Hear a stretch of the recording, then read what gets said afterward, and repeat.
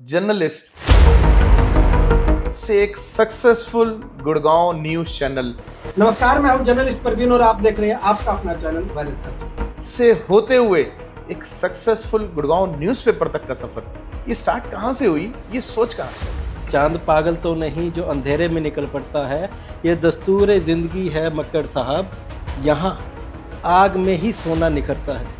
Reporter अपनी news को breaking news बनाना चाहते हैं। हर कोई जल्दी में है कि सबसे पहले मैं, लेकिन मेरे जर्नलिज्म का ये रूल रहा है कि पहले नहीं सच। धर्मेंद्र जी की खबर है, क्या उनके फैमिली में किसी ने अभी तक ट्वीट किया? अगर वहाँ से डिक्लेरेशन नहीं आई, आप थर्ड पार्टी सोर्स के बिहाफ पे आप खबर लगा रहे हो तो मार खाएंगे। बड़ी खबर इस वक्त की आपको बता रहे हैं, अभिनेता धर्मेंद्र अब नहीं रहे। वेटरन एक्टर धर्मेंद्र हमारे बीच नहीं रहे। तो एक जर्नलिस्ट की आपके हिसाब से सबसे बड़ी जिम्मेदारी क्या है? जिम्मेदारी यही है कि जो सरकार छिपाना चाहती है वो दिखाओ। तो आप नेशनल पॉलिटिक्स को कैसे देखते हैं? नेशनल पॉलिटिक्स कई बार लगता है कि बहुत अच्छी है, कई बार लगता है कि सिर्फ पब्लिक को माइंड डाइवर्जन के लिए पॉलिटिक्स की जा रही है। गुड़गांव की करते हैं, आपको लगता है यहाँ पर इश्यूज ठीक तरीके से उठाए जा पा रहे हैं? कि जो काम कभी विपक्ष को करना होता था, मीडिया को करना होता था, आज आप एक सोशल मीडिया पे पोस्ट डालो कि गुड़गांव के मुद्दे क्या है, बच्चा बता देता है। तो दिल से ऐसा आता है कि तू झूठ बोल रहा है, मैं इस बात को सच प्रूव करा के दिखाऊंगा। सोसाइटी को हमने मिरर दिखाना है कि भाई इस बंदे ने ये किया, वो चाहे उसे अच्छा लगे या बुरा लगे।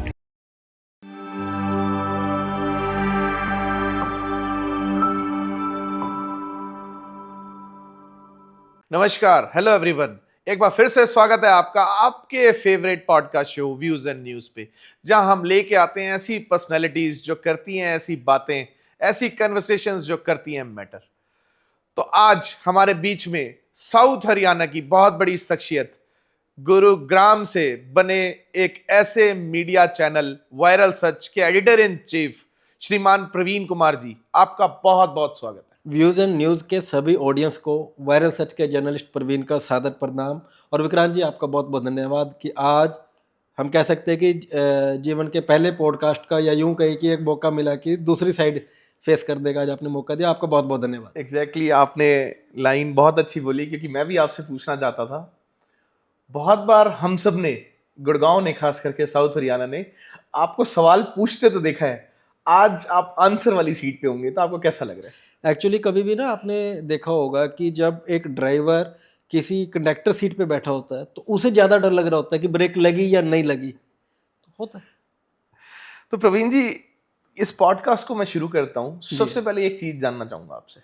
एक स्पोर्ट्स पर्सनालिटी, एक ऐसी पर्सनालिटी जो आरजे थी, एक ऐसी पर्सनालिटी जिसने ये सोचा मास कॉम करते हैं, जर्नलिस्ट से एक सक्सेसफुल गुड़गांव न्यूज चैनल से होते हुए एक सक्सेसफुल गुड़गांव न्यूज़पेपर तक का सफर, ये स्टार्ट कहां से हुई, ये सोच कहां से आई? विक्रांत जी, वो कहते हैं ना कि चांद पागल तो नहीं जो अंधेरे में निकल पड़ता है। चांद पागल तो नहीं जो अंधेरे में निकल पड़ता है, ये दस्तूर जिंदगी है मक्कड़ साहब, यहाँ आग में ही सोना निखरता है। मत सोच कि जिंदगी की राह मुश्किल होगी या आसान, मत सोच कि जिंदगी की राह मुश्किल होगी या आसान, तुझे सिर्फ मंजिल देखना है और निकल जाना है। क्या बात है! तो मतलब आपने तो शुरुआत ही शायरी से कर दी। जब आपने इतना इंट्रोडक्शन दिया आरजे परवीन का, एक्चुअली एक सूफ़ी सन 2011 के लगभग बात है, 90.4 FM पे एक सुपर डुपर हिट प्रोग्राम हुआ, सूफ़ी की महफिल, उसे मैं होस्ट करता था। आरजे की भूमिका वहाँ पे अदा की, तो शेर व शायरी का थोड़ा सा शौक वहीं से। तो कितने साल तक ये आरजे की भूमिका चलती रही? एक्चुअली आज इंडिया की सबसे बड़ी प्रॉब्लम क्या है कि हम कहते हैं कि बेरोज़गारी है, बेरोज़गारी है, लेकिन बड़ी प्रॉब्लम ये है कि अगर कोई एजुकेशन के अंदर मेडिकल में है तो उसे मेडिकल सेक्टर में जॉब नहीं मिल रही है, कोई आईटी में है तो उसे आईटी सेक्टर में जॉब नहीं मिल रही है। गुड़गांव इस चीज़ का बहुत बड़ा एग्जांपल है कि यहाँ पे कॉल सेंटर्स के अंदर हर प्रोफाइल के बच्चे जॉब कर रहे हैं। लेकिन मेरी किस्मत अच्छी थी कि मैंने जिस सेक्टर में एजुकेशन की उसी में आगे प्रोफेशन बनाया। कहते हैं ना कि जब प्रोफेशन ही आपका इश्क, आपका महबूब, आपकी महबूबा, आपका जुनून, आपका इंकलाब, आपकी प्रतिज्ञा बन जाए, तो उसके बाद ज़िंदगी में सक्सेस तो अपने आप आती है। तो वही सफ़र था कि सन 2011 में CDLU चौधरी देवीलाल यूनिवर्सिटी में मास कम्युनिकेशन MA की, MGMC उसे बोलते हैं, तो उन्हीं दिनों में RJ का मौका मिला, वहीं से निखरते गए। उसके बाद डिजिटल प्लेटफॉर्म्स पे इंडिया न्यूज़ 1, ताज़ा समाचार, उसके बाद वायरल सच, चलती चलती आज ये कहानी यहाँ पहुँची है। लेकिन बात वही है कि कंसिस्टेंसी बहुत ज़रूरी है, कि तब से सफ़र ऐसा नहीं है कि अप्स एंड डाउन, सफ़र जो है वो तब से स्टार्ट हुआ, लेकिन किस्मत अच्छी कि जो एजुकेशन थी उसी प्रोफाइल में हम उसको प्रोफेशन बनाते गए। प्रवीण जी अभी जो आपने बोला 2011 से वो संघर्ष जो शुरू हुआ था जी। और आज हम 2025 में है, ये 15-16 साल की जो जर्नी है वो सारी बात करेंगे। लेकिन आज जो ये वायरल सच एक नाम गुड़गांव में अपना बहुत बड़ा वजूद बना चुका है, बल्कि मैं कहूँगा साउथ हरियाणा में, जी उससे जुड़े दो अहम सवाल पूछना चाहूँगा। जी। एक, आज जब बहुत सारे न्यूज़पेपर्स स्ट्रगल कर रहे हैं क्योंकि डिजिटलाइजेशन का ज़माना है, और ना सिर्फ डिजिटलाइजेशन बल्कि हर आदमी न्यूज़ भी अपने मोबाइल पे, क्योंकि टाइम नहीं है, सब बिजी हैं जी और डिफरेंट ऐप्स यूज़ कर रहे हैं, सोशल मीडिया के माध्यम से देख रहे हैं। बड़े बड़े चैनल जैसे पंजाब केसरी जो पहले अखबार होता था, या और भी बड़े कुछ नाम है जैसे हिंदुस्तान टाइम्स, दैनिक जी, भास्कर, जी।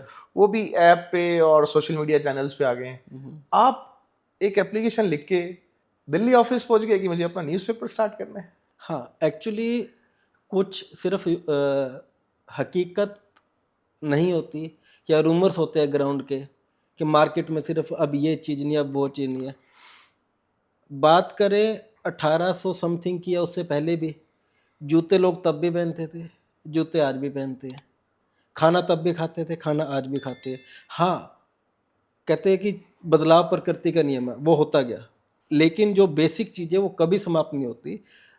जब आपने स्ट्रगल की बात की तो ऐसा नहीं है। अगर दैनिक जागरण की हम बात करें, आज गुड़गांव के अंदर बहुत बड़ा बिजनेस है उसका, न्यूज़पेपर है। आपको सिर्फ आपका फोकस क्लियर होना चाहिए कि आप करना क्या चाहते हैं, कैसे करेंगे। जर्नलिज्म के अंदर ना सबसे बेसिक पॉइंट एक ही है, WH family, what, where, why, how. तो आपको वो क्लियर होना चाहिए, आप क्या करना चाहते हैं, क्यों करना चाहते हैं, कैसे करेंगे, किस प्रकार करेंगे, कौन करेगा। अगर आपका वो कंसेप्ट क्लियर है तो लाइफ में स्ट्रगल पार्ट मैं नहीं समझता किसी भी प्रोफेशन में। दिल था करने का वायरल सच न्यूज़पेपर या स्ट्रेटेजी थी? दोनों। अभी हमने कुछ समय पहले बात की कि जब आपका प्रोफेशन ही आपका सब कुछ हो जाए, तो सेम ये था। लेकिन बड़ी बात क्या थी, एक्चुअली होता ना कि जब आप जर्नलिज्म में कुछ लिखने लगते हैं ना, और वो आपका छपे ना, वहाँ बड़ी प्रॉब्लम होती है। आप कोई स्टोरी कवर करके लाए और वो लगी नहीं। बहुत से रिपोर्टर्स के साथ ऐसा होता है। लेकिन शुरू से जब जर्नलिज्म के अंदर कदम रखा तो यही था कि कॉन्फिडेंस अपने ऊपर है, मैंने जो लिख दिया वो छपना चाहिए। तो तब से लेके अब तक खुद ही किया सब कुछ, चाहे हमने डिजिटल प्लेटफॉर्म्स पे किया, चाहे न्यूज़पेपर पे किया, कि हमारी कलम को अगर मैंने एक दिल से कोई स्टोरी कहीं से हम निकाल के लाए हैं। क्योंकि आपको एक छोटा सा किस्सा और यहाँ पे शेयर करूँगा। 8th क्लास में था मैं जब, तो 8th क्लास के अंदर दिल में आया कि मैं कुछ लिखूं, कविताएं लिखूं, चुटकुले लिखूं। तो उस टाइम एक कविता लिखी मैंने 8th क्लास में, पेपर पे लिखी, और वहाँ पे लोकल एक न्यूज़पेपर था समर घोष, उनके ऑफिस में मैं पहुँच गया। कहाँ पर? सिरसा में। सिरसा में। समर घोष न्यूज़पेपर था, उनके ऑफिस में गया तो मैंने सिंपल पेपर पे उनको लिख के दे दी और उन्होंने छाप दी। वो मैं कह सकता हूँ कि शायद जर्नलिज्म का मेरा पहला दिन होगा कि मैंने 8th क्लास के अंदर जो पोएम लिखी और न्यूज़पेपर में प्रिंट हुई। उन दिनों तो न्यूज़पेपर की वैल्यू बहुत ज़्यादा थी, और वो कविता भी बड़ी छोटी सी थी। अगर मैं आप कही तो मैं सुनाना चाहूँ कि कुत्ता इतना चतुर सियाना, ये हमने है तब से जाना, जब अखबार में खबर है आई, कुत्ते ने तस्करों से चरस पकड़वाई। कुत्ता इतना वफादार, जो भी करता इससे प्यार, उस पे देता जान निसार। इंसान है ऐसे होते आए, जो भी इनसे प्रीत लगाए वो ही धोखा दे जाए। मिली कुत्ते को जो बख्शीश, काश इंसान ले ले इससे सीख। कुत्ता इतना, बहुत बड़ा मैसेज है जी। तो 8th क्लास के अंदर जब ये कविता लिखी और पेपर में छपी, तो तब से ललक लग गई। लिखते गए लिखते गए लिखते गए लिखते लिखते लिखते आज यहाँ। प्रवीण जी, आज अगर हम मीडिया के वर्ल्ड की बात करें तो हर चैनल, या यूं कहो कि हर रिपोर्टर अपनी न्यूज़ को ब्रेकिंग न्यूज़ बनाना चाहता है। तो क्योंकि आपका वायरल सच जो चैनल है, आप अपने सच को वायरल कैसे करते हो?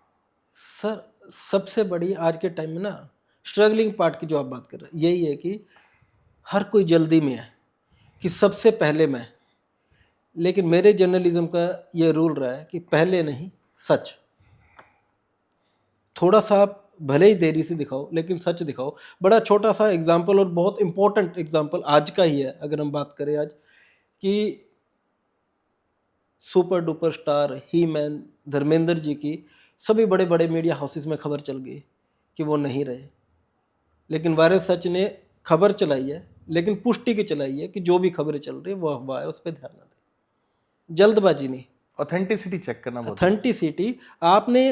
और यहाँ पे लोग जो आज के टाइम में जर्नलिज्म के अंदर बच्चे वो मार कहाँ पे खाते हैं कि उन्होंने देखा किसी बड़े ब्रांड पे चल गए, हम यहाँ नाम नहीं लेंगे, बड़े ब्रांड पे चल गए तो खबर तो सही होगी, वहां से उठाई कॉपी पेस्ट। एक्चुअल जो सोर्स है कि जहां से वो आनी चाहिए थी, मान लो अगर धर्मेंद्र जी की खबर है, क्या उनके फैमिली में किसी ने अभी तक ट्वीट किया? क्या जहाँ पे वो एडमिट है वो डॉक्टर्स ने ट्वीट किया? अगर वहां से डिक्लेरेशन नहीं आई, आप थर्ड पार्टी सोर्स के बिहाफ पे आप खबर लगा रहे हो तो मार खाएंगे। आपका सोर्स क्लियर होना चाहिए। तो प्रवीण जी, बात अगर, क्योंकि आपने अभी जर्नलिज्म पे थोड़ा सा गौर फरमाया है और कहा है कि ऑथेंटिसिटी चेक करनी चाहिए, तो एक जर्नलिस्ट की आपके हिसाब से सबसे बड़ी जिम्मेदारी क्या है? जिम्मेदारी यही है कि जो सरकार छिपाना चाहती है वो दिखाओ, क्योंकि कोई भी व्यक्ति ये नहीं कहता कि मैंने गलत किया, और जब सत्ता में होता है, सत्ता का तो नशा ही ऐसा है कि उसे कुछ लगता ही नहीं कि मैंने गलत किया। सत्ता का नशा ही ऐसा होता है कि उसे लगता ही नहीं कि मैंने कुछ गलत किया, और कहते हैं सावन के अंधे को हरा हरा दिखाई देता है, तो उनके पास सभी उन्हीं के ही कार्यकर्ता होते हैं जो साधुवादी बोलते हैं। तो ऐसे में सरकार जो छिपाना चाहती है उसे दिखाना ही एक्चुअल जर्नलिज्म है। बहुत सही बात कही आपने। प्रवीण जी, आज लोगों का चैनल्स के साथ और जितने भी मीडिया में लोग हैं उनके साथ ट्रस्ट गैप बनता जा रहा है, और आप खुद भी शायद कई बार फील करते होंगे, क्योंकि लोग ऐसा मानते हैं कि ये कहाँ सच दिखाएंगे, ये कहाँ उनकी भी बात करेंगे, ऐसी बातें होती हैं। तो आप इस गैप को, इस चैलेंज को कैसे फेस करते हैं या हैंडल करते हैं? हैंडल करते हैं। जैसे कि अगर हम सिर्फ अभी गुरुग्राम की बात करें या वायरल सच की बात करें, कॉन्सेप्ट क्या रहता है कि जो न्यूज़ है वो न्यूज़ है, इंटेंशन नहीं है। कई बार क्या होता है ना, जैसे सत्ता का नशा होता है, ऐसे पत्रकारिता का भी नशा होता है। कई बार दिमाग में भूत चढ़ जाता है कि इसकी तो मैं रील बनाऊंगा, लेकिन ऐसा कभी नहीं होता जर्नलिज्म के। अगर आप प्रोफेशनली अगर जर्नलिज्म कर रहे हैं तो आपके लिए खबर सिर्फ खबर है। आपके सामने वाला व्यक्ति है, उसका स्टेटस मायने नहीं रखता है, आपकी खबर क्या है वो मायने रखती है। अगर आपकी खबर सही है तो आपको ये नहीं देखना है कि आपके सामने कोई हस्ती है या कोई आम आदमी है, आपको अपनी खबर दिखानी है। और आज उस आदमी ने गलत किया तो हमने गलत दिखाया, अगर नेक्स्ट डे वो सही कर रहा है तो हमें वो सही भी दिखाना है। उसके अंदर ऐसा नहीं हमें देखना कि पब्लिक आपको क्या बोले, कल तक तो आप ऐसा बोल रहे थे। क्योंकि एक्चुअल में अगर आप देखें, journalism is only a mirror, we are not a जज। हम ये नहीं कह सकते कि ये व्यक्ति विशेष, ये नेता सही है या गलत है। We are only a mirror, कि एक मिरर सामने है। अगर एक व्यक्ति आके कुछ एक्टिविटी कर रहा है, अगर वो हाथ बालों के पीछे लगा रहा है तो शीशा पीछे ही दिखाएगा, अगर वो अपने गाल पे हाथ लगा रहा है तो शीशा गाल पे दिखाएगा। We are only a mirror. Praveen ji, बात करते हैं उस दौर की, 2012 से 2015 का, जब लोग ऐसा मानते हैं कि जब सरकार बदली थी, यूपीए से एनडीए की आई थी, उस दौर में तब कोई स्पेसिफिक पॉलिसीज, गाइडलाइंस नहीं थी सोशल मीडिया न्यूज़ चैनल्स के लिए। जी। ऐसा और सारे मीडिया हाउस जो सोशल मीडिया चैनल्स हैं उनका मानना है। तो उस दौर में जब आपने वायरल सच की नींव रखनी चाहिए थी, तो पहले तो आपने वो चैनल शुरू किया जब, तो उसकी प्रेरणा क्या थी, और जब आपने शुरू किया तो आपने किन पॉलिसीज को मद्देनजर रखते हुए उसको शुरू किया? विक्रांत जी कहते हैं कि बाजीगर वही होता है कि जो चिड़िया बैठी है उसके ऊपर निशाना लगा, चिड़िया उठ के किस पेड़ पे बैठेगी वहां पे निशाना लगे, कि चिड़िया उड़ के जाएगी कहाँ। तो सबसे पहले आपको अगले 15 या 20 साल आपकी लाइफ के क्लियर होने चाहिए कि आगे होने क्या वाला है। जैसे आज हम एआई की बात कर रहे हैं, तो ऐसे ही अगर उन 15 साल पहले की बात कर रहे हैं, हम 10 साल पहले की बात कर रहे हैं, तो आपको ये कॉन्सेप्ट क्लियर होना था कि आगे आने वाला टाइम डिजिटल का है। दूसरी बात, पॉलिसीज की अगर बात की तो पॉलिसीज आज भी प्रॉपर नहीं है। आज भी गवर्नमेंट सिर्फ एक लॉलीपॉप ये देना चाहती है कि हमने आपके लिए पॉलिसी बनाई है, हम आपको ऐड देंगे। एक बड़ी समझने वाली बात है कि हमने आपके लिए पॉलिसी बनाई है, हम आपको ऐड देंगे। ऐड देना it's not a policy, it's not a authentication. वो सिर्फ ये है कि ऐड आप क्यों देना चाह रहे हैं, बिल्कुल क्लियर है। प्रमोशंस कि आज अगर सोशल मीडिया बिल्कुल बेबाक होकर बोलने लगे है, तो कहीं ना कहीं आंख की शर्म बनाई जा सके कि हम आपको ऐड दे रहे हैं, या फिर इनडायरेक्ट एक डर हो कि यार मैंने अगर ये छाप दिया गवर्नमेंट मेरी ऐड बंद कर देगी। तो इट्स नॉट ए पॉलिसी और इट्स नॉट ए ऑथेंटिकेशन कि अगर मुझे गवर्नमेंट से ऐड मिल रही तो मैं ऑथेंटिकेट पत्रकार हूँ, ऐसा नहीं। तो क्या जो प्रेस एसोसिएशंस हैं या जो प्रेस क्लब के मेंबर्स हैं, उन सब ने समय समय रहते मांग नहीं की सरकार से कि इस तरीके भी कोई पॉलिसी आए? नहीं, बिल्कुल लंबे समय से मांग चल रही है। एसोसिएशंस एक प्रॉपर कम्युनिकेट भी कर रही है गवर्नमेंट के साथ, क्योंकि गवर्नमेंट क्या होती है, मेन ऑफिसर्स होते हैं। क्योंकि सत्ताएं आती हैं जाती हैं, बदलती हैं हर 5 साल के बाद, या तो हम उन्हें ही रिपीट करते हैं या कोई और आते हैं। वो उन्हें मौका हम नहीं देना होता है, लोकतंत्र है, हमने ही मौका देना है। लेकिन एक्चुअली जो कम्युनिकेशन है वो ऑफिसर्स के साथ होता है, तो उनके साथ, डिपार्टमेंट्स के साथ प्रॉपर चल रहा है। और गवर्नमेंट भी ऐसा नहीं है, समय समय पे इम्प्रूवमेंट्स कर रही है, ज़रूरतें समझ रही है कि आने वाले टाइम में ज़रूरत क्या है, कैसे ऑथेंटिकेट किया जा सके, किसे जर्नलिस्ट कहा जा सके। तो जैसे पहले प्रिंट मीडिया था, प्रिंट के बाद इलेक्ट्रॉनिक आया तो उनके लिए पॉलिसीज आई, इलेक्ट्रॉनिक से अब डिजिटल आया तो उसके लिए पॉलिसीज आ रही। टाइम टू टाइम है, पार्ट ऑफ अमेंडमेंट। कुछ सालों से मैं भी वायरल सच का फॉलोअर हूँ, देखता हूँ न्यूज़, आपकी कुछ न्यूज़ मुझे अच्छी लगती हैं जी 2019 से लगभग। और क्योंकि आज पॉडकास्ट था तो फिर भी मैंने आपका पूरा सोशल मीडिया देखा था। जी तो 2023 की बात है प्रवीण जी, अगर मैं गलत नहीं हूँ तो, एक कोई प्रेस मीट हुआ था शायद चंडीगढ़ में, जी जिसमें तमाम गुड़गांव और डिफरेंट डिस्ट्रिक्ट से, सीएम ऑफिस से, अलग अलग सोशल मीडिया चैनल्स को खास करके बुलाया गया था, और गुड़गांव से शायद आप ही अकेले थे जो गए जी। थे। तो कोई खास उद्देश्य या फिर पॉलिसीज की बात थी या सिर्फ विज्ञापन की बात थी? सेम अभी हमने रिपीट किया कि उन दिनों में सीएम साहब खट्टर साहब थे, तो पॉलिसीज बनाई कि अब 100 एंड 100 ये पॉलिसीज़ हैं और इसके ये ग्रेड बनेंगे, और जो जो इसके अंदर पार्टिसिपेट करेगा अपनी फाइल्स कंप्लीट करके देगा, डॉक्यूमेंट्स कंप्लीट करके देगा, तो उसे गवर्नमेंट ऐड देगी। गवर्नमेंट से एक सोर्स ऑफ रेवेन्यू अगर किसी भी जर्नलिज्म का होता है, एडवर्टीजमेंट ही होता है, वो चाहे गवर्नमेंट सेक्टर से हो चाहे नॉन गवर्नमेंट सेक्टर से हो, एडवर्टीजमेंट ही एक इम्पोर्टेंट पार्ट है रेवेन्यू सोर्सिंग का। तो वो था कि पॉलिसी है कि ऐसा नहीं है कि हर किसी को हम एडवर्टीजमेंट दे सकते हैं, तो अपनी एक पॉलिसीज थी, उनकी ग्रेड थी, तो उसके लिए बस। प्रवीण जी, क्योंकि आप अब बहुत सालों से मीडिया के एक प्रमुख अंग हैं, खास करके गुड़गांव के, हरियाणा के, साउथ हरियाणा के, और क्योंकि जो मीडिया कर्मी होते हैं वो मुद्दों से बहुत ही ज़्यादा परिचित होते हैं जी। अब अगर बात करें आपसे सबसे पहले देश की, तो आप नेशनल पॉलिटिक्स को कैसे देखते हैं? नेशनल पॉलिटिक्स कई बार लगता है कि बहुत अच्छी है, कि ये नेशनल पॉलिटिक्स लेवल के मुद्दे हैं और इनके ऊपर काम होना चाहिए, और कई बार लगता है कि सिर्फ पब्लिक को माइंड डाइवर्जन के लिए पॉलिटिक्स की जा रही है, कि एक ही एम है कि कैसे कुर्सी पे बैठा जाए या कुर्सी पे रहा जाए। पब्लिक के बेनिफिट के लिए अगर बात करें, वेलफेयर के लिए बात करें, तो आप ये मान सकते हैं कि 20%, मेरा पर्सनल मानना है कि 20% पब्लिक वेलफेयर की बात हो रही है, अदरवाइज तो सिर्फ माइंड डाइवर्जन है।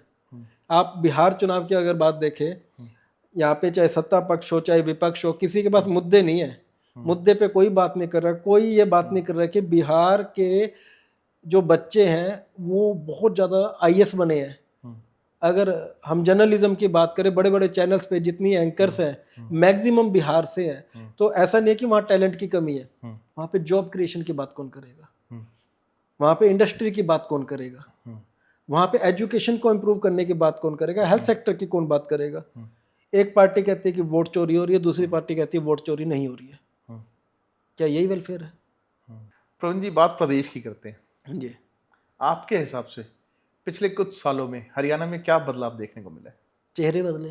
जब भी सत्ता पक्ष को ऐसा लगता है कि काम हम प्रॉपर कर नहीं पा रहे हैं और पब्लिक के अंदर एक बड़ा रोष होने लगा है कि हमारा ये काम नहीं हुआ, तो चेहरा बदल दो।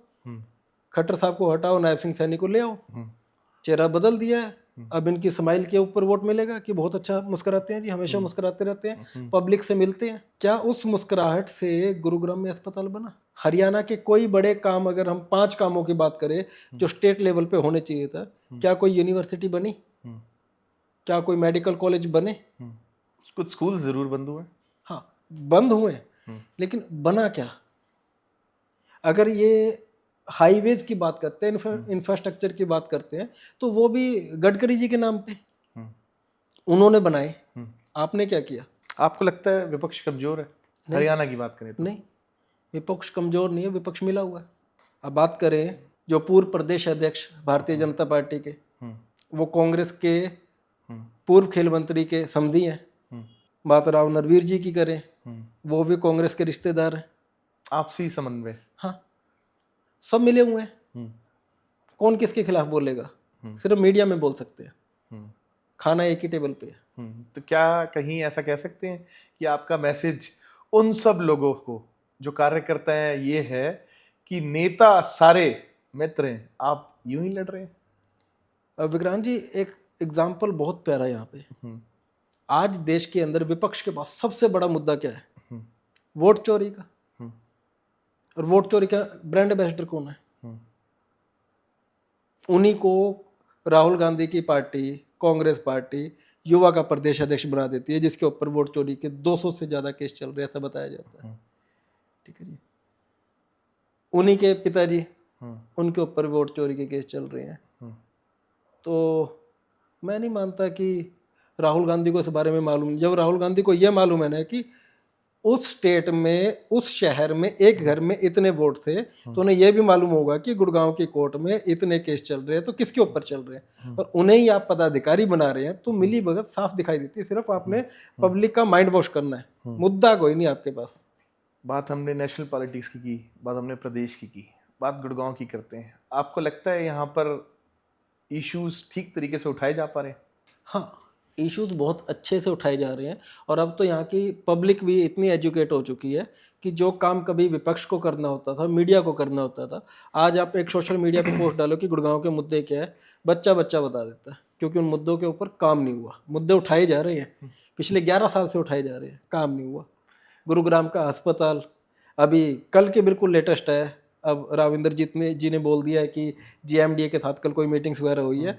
अब जहाँ पे अस्पताल बनना था वो 700 बेड से कम होके 300 या 400 बेड का बनेगा, लेकिन 300 से 400 बेड का। पिछले 11 साल से आप बेड ही कम ज़्यादा करते जा रहे हैं। ये कैसी पॉलिसी है कि आप, क्या हमारे यहाँ पे अधिकारी पढ़े लिखे नहीं है? बड़ा क्वेश्चन मार्क है।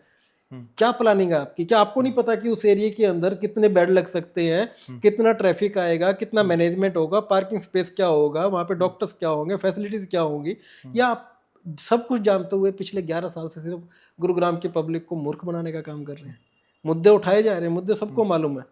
बस स्टैंड आज हमारा इतना चमकता है कि वो शान बन चुका है गुरुग्राम की। प्रवीण जी, आपने बात बिल्कुल ठीक कही। मैं पीछे एक आर्टिकल पढ़ रहा था, अभी किसी हमारे मीडिया भाई का था, उसमें उन्होंने वो न्यूज़ छापी थी कि खट्टर साहब जब हटे, और आपने बताया अभी सैनी साहब को जब मुख्यमंत्री हरियाणा का बनाया गया, तो वो घोषणाओं के हमारे मुख्यमंत्री थे। उन्होंने करीब 8800 घोषणाएं की थी हरियाणा में, जिसको अपने 9 साल के कार्यकाल में लगभग वो 5500-5600 ही पूरी कर पाए।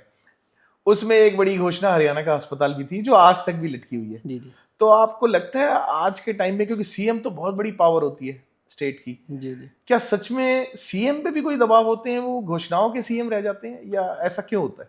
प्रैक्टिकली अगर बात करो, पॉलिटिक्स की हम यहाँ पे बात नहीं करेंगे, प्रैक्टिकल जो आंखों के सामने दिख रहा है ना, तो डम्मी सीएम कहने में कोई कमी नहीं, हम यहाँ पे कोई अतिशयोक्ति नहीं होगी। आपको बताया था कि सीएम साहब ऑफिशियल स्टेटमेंट देते हैं कि 15 जुलाई तक पूरे प्रदेश की सड़कें ठीक हो जाएंगी। उसके बाद डेट दी जाती है कि 15 सितंबर तक सब कुछ ठीक हो जाएगा। फिर उनके प्रिंसिपल सेक्रेटरी आते हैं गुरुग्राम में, खुल्लर साहब, वो सभी डिपार्टमेंट्स की मीटिंग लेते हैं, ऐसा लगता है भी पता नहीं क्या भूचाल आ गया और अब अक्टूबर के आने तक तो सब कुछ ठीक हो जाएगा। सब वहीं का वही है। जिस स्टेट के अंदर मुख्यमंत्री का डर ना हो तो क्या आप मान सकते हैं कि वहां पे कोई काम हो सकता है, कोई अधिकारी वहां पे काम कर सकता है? जिस स्टेट के अंदर मुख्यमंत्री की स्टेटमेंट की वैल्यू ना हो तो आप क्या मान सकते हैं कि वहां पे कोई विकास कार्य हो सकता है? आप ये सोचिए कि ऑफिसर्स लॉबी कितनी स्ट्रोंग है, या तो स्ट्रोंग है या किसी और नेता के कहने पे काम कर रही है कि यहाँ पे सुपर सीएम कोई और ही है। प्रवीण जी, एक जर्नलिस्ट के नाते आपको क्या लगता है कि मीडिया और पॉलिटिक्स के रिलेशन को कैसे सुधारा जा सकता है? मीडिया और पॉलिटिक्स के रिलेशन को सुधारने का सिर्फ एक ही तरीका है या मंत्र है कि जो जर्नलिस्ट्स हैं वो प्रोफेशनली जर्नलिज्म करें और जो पॉलिटिशियंस हैं वो ये समझे कि सामने वाला अगर कोई खबर लगा रहा है तो उसका प्रोफेशन है। बस यही एक तरीका है। प्रवीण जी, जैसे नेचर हमें सिखाता है, एग्जाम्पल के तौर पे जैसे हम हिल्स को, माउंटेन्स को देखते हैं, उनकी शेप भी अप डाउन होती है, कहीं बहुत ऊंचा कहीं बहुत नीचा। ऐसे ही हम सबकी लाइफ, कभी एकदम हाई होता है सब कुछ, कभी लो होता है। लो मेरे कहने का मतलब है स्ट्रगल। तो आज वायरल सच ऊंचाइयों पे है, कुछ स्ट्रगल की बात बताना चाहोगे? आपकी जिंदगी में भी कभी कोई स्ट्रगल आया था? बड़ा इंपॉर्टेंट क्वेश्चन आपने किया। होता क्या है कि आज अगर हम वर्ल्ड में किसी भी सेलिब्रिटी की, टाइकून की, सक्सेस पर्सन की अगर बात करते हैं तो हमें सामने की जो ग्लैमर होता है उसका पीक पॉइंट दिखाई देता है। चाहे बात वो हम हनी सिंह की करें, किसी का भी करें, उसका पीछे एक डार्क पॉइंट होता है। वो डार्क पॉइंट नहीं कह सकते, वो एक्चुअल फेस होता है कि आपको उस पॉइंट से ये नज़र आता है कि पेशेंस लेवल क्या होगा, माइंड सेट क्या होगा। अब बिलीव नहीं करेंगे आप कि गुरुग्राम एक ऐसा शहर है जिसके अंदर लाखों लोग आए, लाखों बने और लाखों नशे में लिप्त भी हो गए। ये आपका माइंड सेट है कि आपको क्या करना है।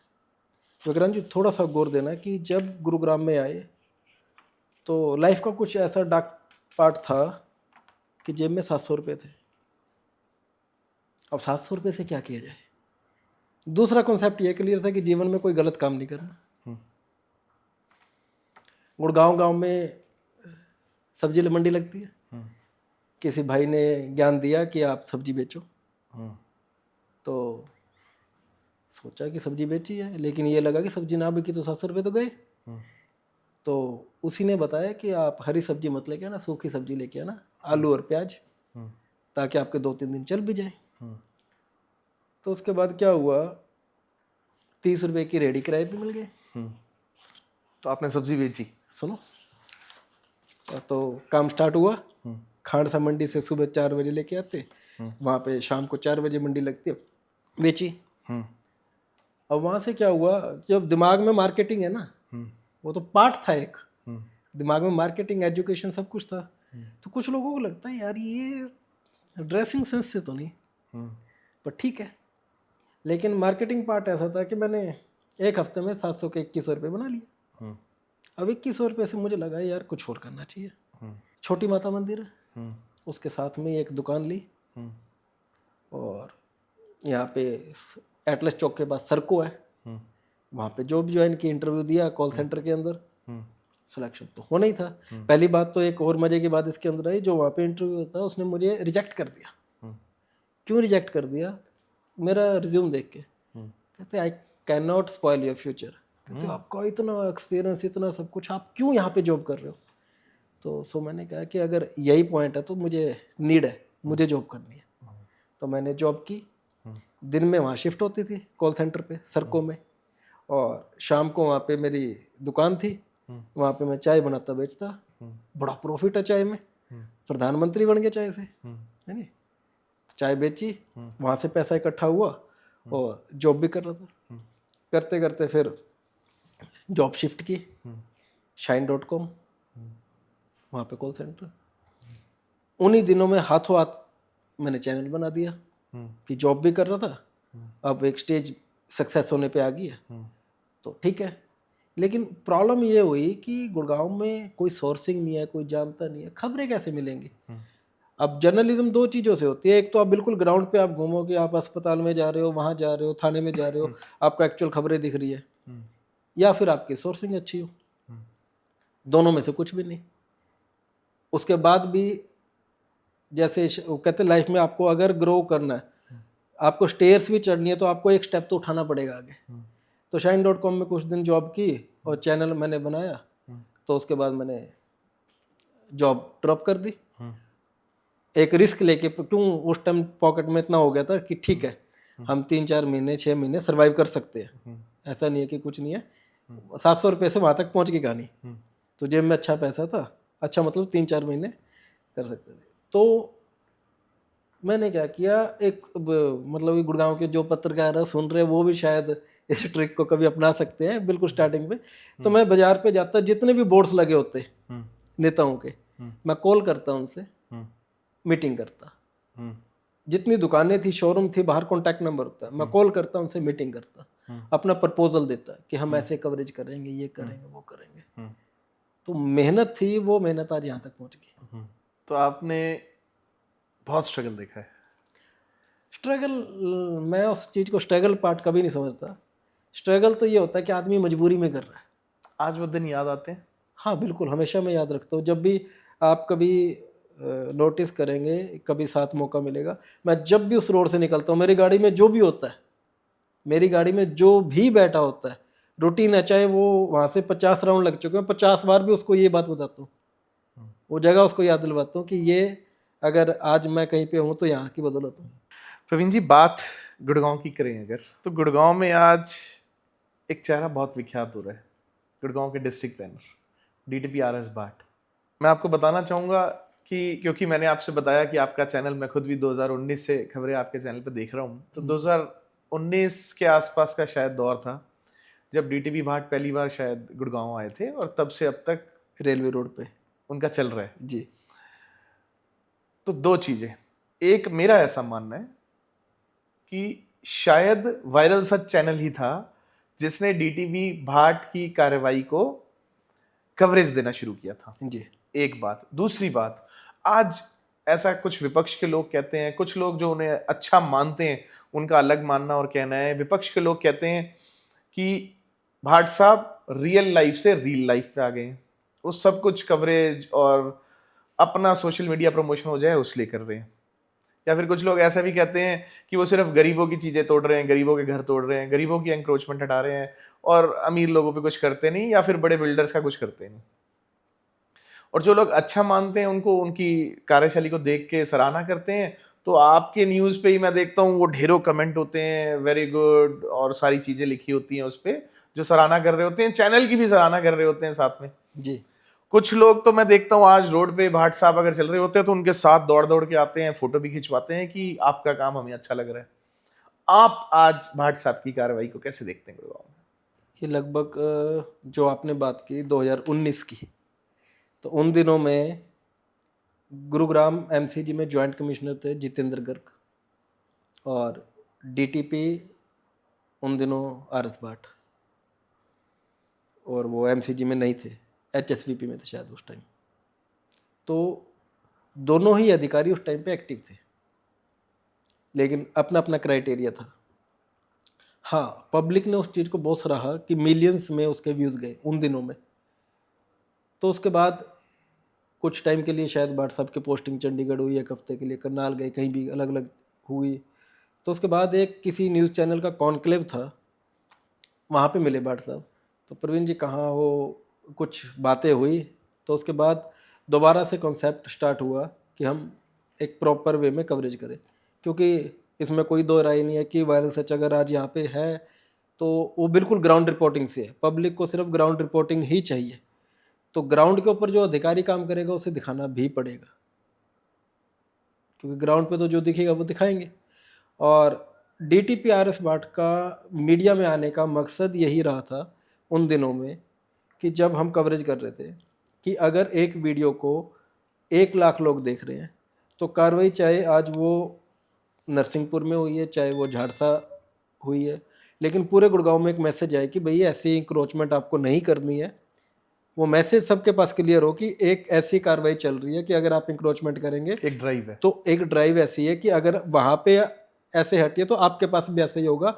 राजेंद्रा पार्क में अगर लोगों को समझ में आ जाना चाहिए, तो उससे क्या होता था कि 10 से 20% असर होता है। 10 से 20% लोगों को ये होता था जो जेन्युइन काम कर रहे होते हैं, कि 10 से 20% लोगों को ये होता था यार खाम खा के लिए क्यों नुकसान करवाना, तो आप हटा लो। मोटिव ये था। लेकिन इसमें भी कोई दो राय नहीं है कि जो भी अधिकारी होते हैं उन पे सत्ता पक्ष का इन्फ्लुएंस रहता ही रहता है। ये शुरू से चलता है कि अगर चौटाला साहब सीएम थे तो अधिकारी चौटाला साहब की तो बात ही अलग है। और मैनेजमेंट की अगर बात करें, एडमिनिस्ट्रेशन की, बंसीलाल जी को बहुत अच्छा बोला जाता है कि अधिकारी सुनते थे। वो अलग बात है कि आज कम प्रेशर है, लेकिन अधिकारियों को सत्ता पक्ष की सुननी तो पड़ती है। तो ऐसे में विधायक मुकेश जी की एक खबर चली, और भी बहुत बीजेपी नेता हैं सत्ता पक्ष के, ठीक है, सब अपना अपना काम कर रहे हैं। और अगर लोग कमेंट्स करते हैं व्हाट्सएप को कि आप वहाँ क्यों नहीं गए, वहाँ क्यों नहीं गए, तो मेरा मानना है कि सत्ता पक्ष का प्रेशर रहता ही रहता है। गवर्नमेंट को कहीं ना कहीं ये क्लियर करना होगा कि अगर आप एक बात नोटिस करें, जैसे ही विधायक मुकेश शर्मा विधायक बने, सदर बाजार के अंदर पूरी ड्राइव हो रही थी। दुकानदार एक ही बात कहते हैं, यार विधायक ने तो ये बोल दिया कि मेरे पास कॉल मत करना। बहुत अच्छी बात थी, आपको जेन्युइन काम के ऊपर चलना पड़ेगा। तो वो ड्राइव भी बड़े अच्छे तरीके से चल रही थी। सभी चीजें अगर आप कहीं पे आने के लिए रोक देंगे तो भाई चाहे ऑन द रिकॉर्ड है चाहे ऑफ द रिकॉर्ड है, सत्ता पक्ष की तो अधिकारी को माननी पड़ती है और प्रेशर रहता है, यार बदल देंगे। आपको लगता है क्या डीटीपी आरएस भाट एक मार्गदर्शक डीटीपी बन गए हैं? क्योंकि करनाल, कुरुक्षेत्र, पानीपत, अंबाला, हिसार और जगह के डीटीपीज भी इसी तरीके से अब काम करने लगे हैं और वो भी रियल से रील पे आ गए हैं।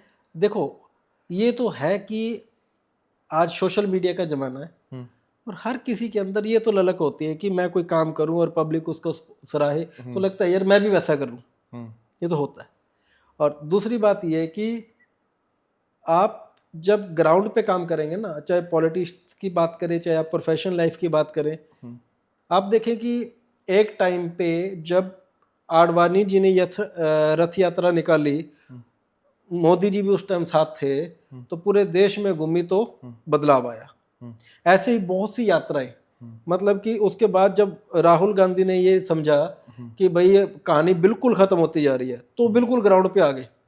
भारत जोड़ो यात्रा निकालो, ये यात्रा निकालो, पब्लिक के बीच में जाओ, आप कुली का बैग उठाओ, आप वहां पे नट बोल्ट कसो, मतलब आपको बिल्कुल ग्राउंड पे आना पड़ेगा। ये बात समझ में आ गई कि आप पब्लिक के बीच में रहोगे तो आज ठीक है कि एलओपी है, वो बहुत बड़ी बात है।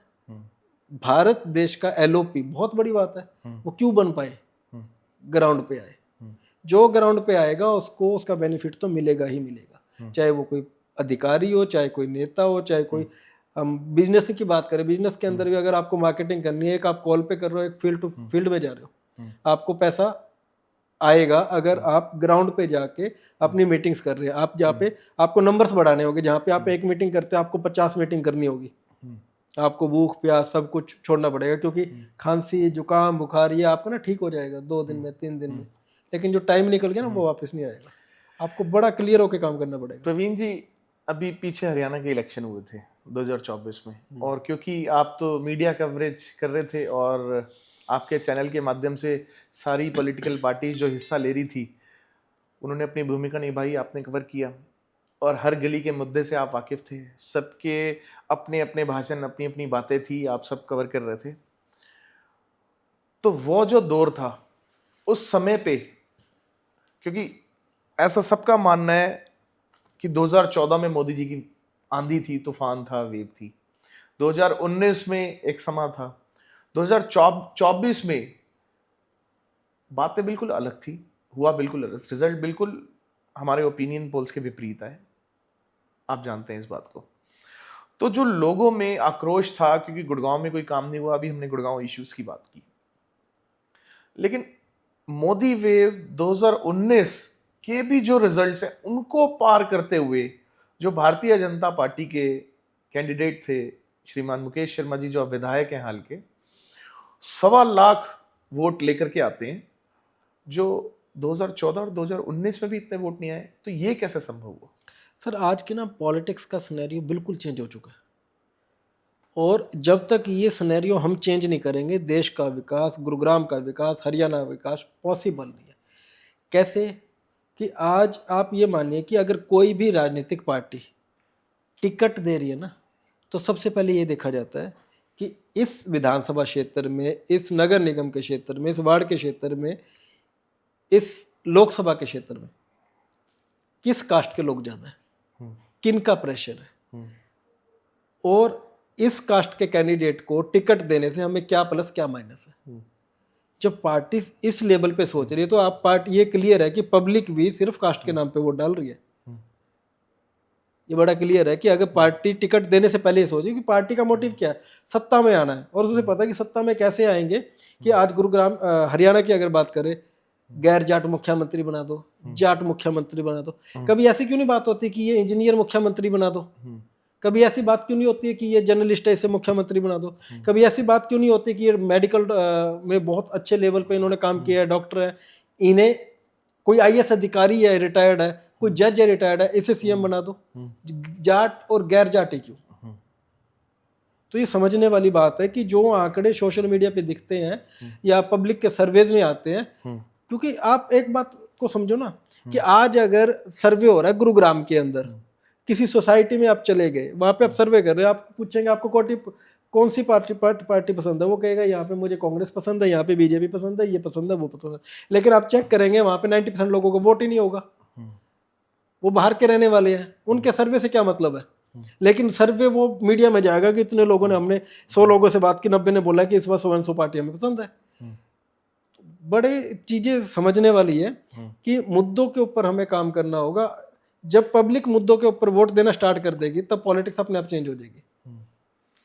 प्रवीण जी, एक मीडिया कर्मी होते के नाते बड़ा स्ट्रगल है, बड़ा स्ट्रेस है, बहुत शोर है, लेकिन जब बात हम शाम को घर जाके सोने की करते हैं तो आदमी सुकून चाहता है, शांति चाहता है, पीस चाहता है। कैसे बैलेंस करते हैं आप लाइफ को? देखो, आपकी प्रोफेशनल लाइफ और पर्सनल लाइफ, जब तक आप इसको बैलेंस नहीं करेंगे आप सक्सेस हासिल नहीं कर सकते। अब उसको मैनेज करने का तरीका क्या होता है कि आप हर चीज़ बैलेंस करें। ऐसा नहीं है कि आपने इतना तो बैलेंस किया कि प्रोफेशनल लाइफ मैंने अपने 8 घंटे 10 घंटे 20 घंटे जो भी हमने 18 घंटे काम किया, उसके बाद मैं घर गया मोबाइल छोड़ दिया। ये बैलेंस नहीं है। बैलेंस ये है कि आप जब दूसरे पार्ट में गए, आप फैमिली के अंदर गए, फैमिली में आपने अपने पेरेंट्स को कितना टाइम दिया, अपने बच्चों को कितना टाइम दिया, कि सबका टाइम डिवाइड है। ऐसा नहीं है कि आप अपने पेरेंट्स को पूछ ही नहीं रहे, आप पेरेंट्स से बात ही नहीं कर रहे, और पेरेंट्स इस बात को समझे मेरा बेटा बड़ा बिजी है, बहुत काम करके आया, थक के आया है। तो बाहर भी तो थके थे ना, 5 मिनट घर पे भी थक सकते हैं। और आप डेफिनेटली विश्वास माने, आप थकेंगे नहीं, आपको बहुत रिलीफ मिलेगा, आपको बहुत एक्सपीरियंस मिलेगा उनसे जब आप अपने पेरेंट्स के पास बैठेंगे। उसके बाद जब आप बच्चों के पास बैठेंगे आपको बहुत कुछ सीखने को मिलेगा, सिखाने को मिलेगा। वहाँ भी बैलेंस। अब वही बात है कि रात को कभी 2 बजे भी कॉल आता है कि प्रवीण जी वहाँ पे आग लग गई है, कृष्णा फर्नीचर पे आग लगी, कादीपुर के अंदर आग लगी, तो रात को भी जाते हैं। ऐसा तो नहीं कि वो इम्बैलेंस हो गया, काम तो 24 घंटे का है, काम तो 24 घंटे का। लेकिन आप जब तक जिस पार्ट के अंदर हो ना, आप वो पार्ट पूरा प्ले कर दो।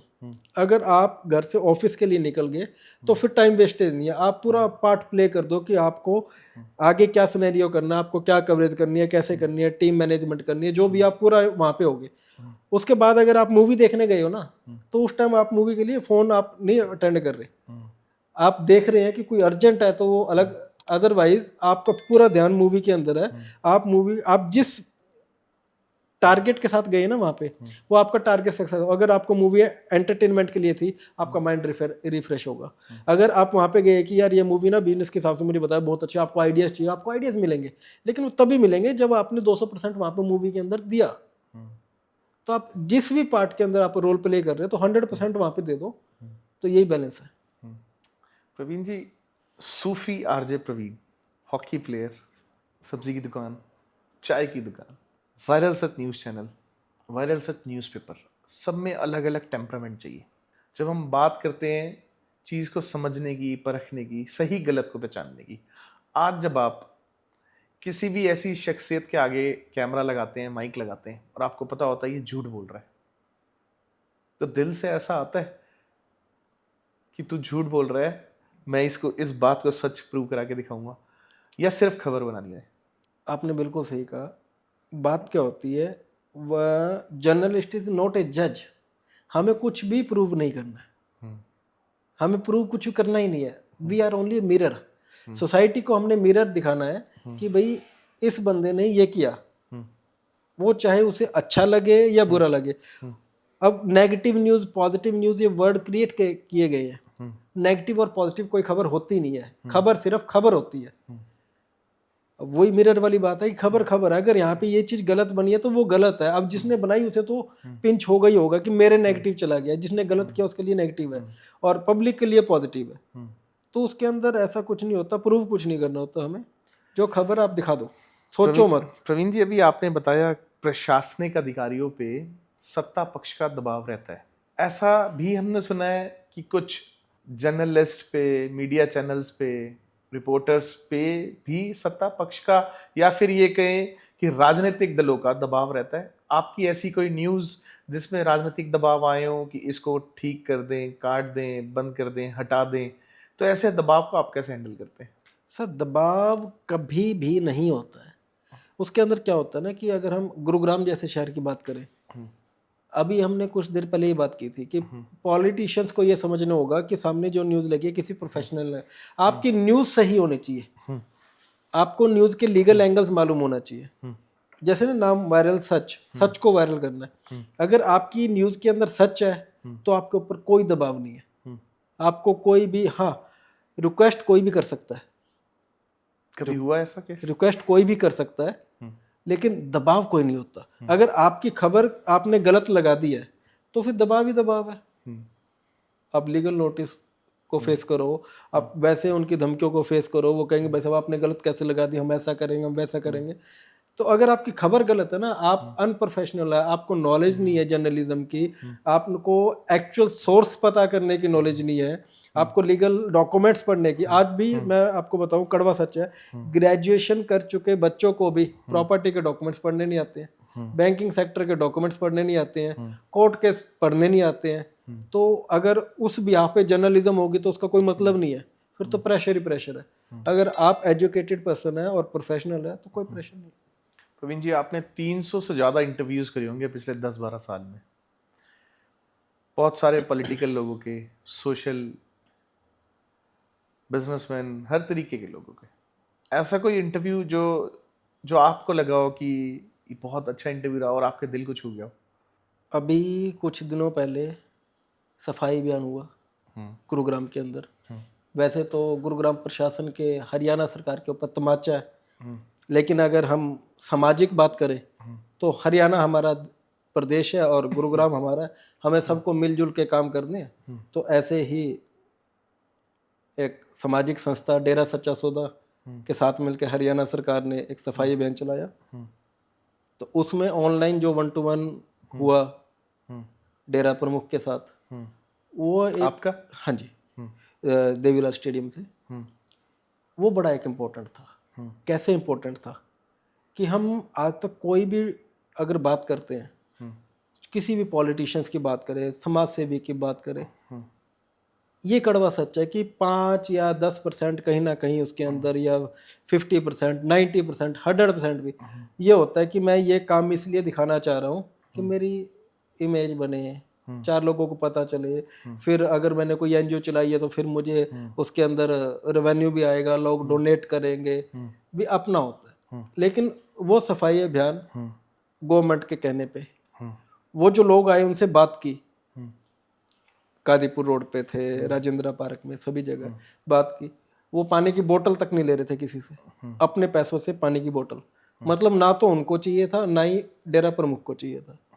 लेकिन एक कॉन्सेप्ट था कि गुरुग्राम के अंदर अगर ये प्रॉब्लम हो गई है, इसको मास लेवल पे, अगर हम कैपेबल हैं तो उसको मास लेवल पे कैसे किया जाए। उसके अंदर बड़े इंपॉर्टेंट पार्ट्स थे कि अगर आपको लाइफ के अंदर सीखना है ना कि आपको कोई भी काम अगर करना है, आप किसी भी काम को, एक आपने टारगेट लिया, तो जब तक आपका उसके अंदर आप सारी इंटेंशन खत्म कर दो, कि अपना इंटरेस्ट खत्म कर दो कि मुझे कुछ चाहिए, तो वो काम सक्सेस हो जाएगा। तो मेन उसी के अंदर ये था कि अगर सफाई अभियान हो रहा है तो गुरुग्राम के लोगों के लिए हो रहा है, हरियाणा सरकार के कहने पे हो रहा है। पर्सनल वहाँ पे अगर 1 लाख लोग आए, 2 लाख लोग आए, जो भी आए, वो खाना भी अपना लेके आ रहे हैं, झाड़ू भी अपना लेके आ रहे हैं, गवर्नमेंट दे के आ रही है। प्रवीण जी, ये सफाई अभियान से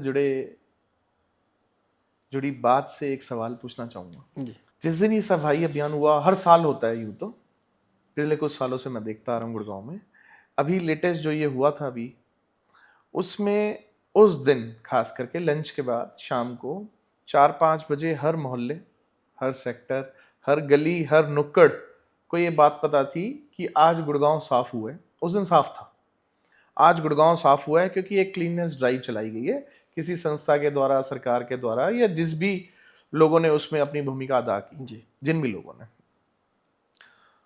तो क्या प्रशासन को ये बात समझ में नहीं आती कि एक दिन अगर सब मिलके गुड़गांव को साफ कर सकते हैं तो हर रोज हमारा जो इतना बड़ा वर्क फोर्स है वो गुड़गांव को 50% तो साफ करे। मैं आपके चैनल के माध्यम से देखता हूँ, न जाने कितने लोग इस चीज को मुद्दा बनाए घूमते हैं कि गुड़गांव में गंदगी और गुड़गांव साफ नहीं होता। सर, इच्छा शक्ति की कमी है। अब ऐसा नहीं है कि यहाँ पे जो निगम कमिश्नर है वो पढ़े लिखे नहीं है, IAS अधिकारी है, टेस्ट भी पास किए होंगे, सब कुछ हुआ होगा। ऐसा नहीं है वो करना नहीं चाहते और ऐसा नहीं कि उन्हें करना नहीं आता। हर चीज के पीछे ना गुरुग्राम के अंदर तो माफिया है। और कूड़े की अगर हम बात करें कि ऐसा नहीं है कि हम गुरुग्राम के लोग हैं, हम एजुकेट नहीं है, हमें नहीं मालूम कि कूड़ा कहाँ पे डालना है। लेकिन आप ये बताएं कि क्या गुरुग्राम की सड़कों के ऊपर डस्टबिन है? क्या बड़े डस्टबिन है? अगर यही कूड़ा डायरेक्ट घरों से प्रॉपर तरीके से, जो अभी कुछ दिनों से उठने लगा है, कई सालों से नहीं उठ रहा, कुछ दिनों से, अगर घरों से किसी के घर के से कूड़ा उठ रहा है तो क्या उसके दिमाग में फर्क है वो सड़क पे फेंकने जाएगा? सड़क पे ढेर लगेगा क्यों?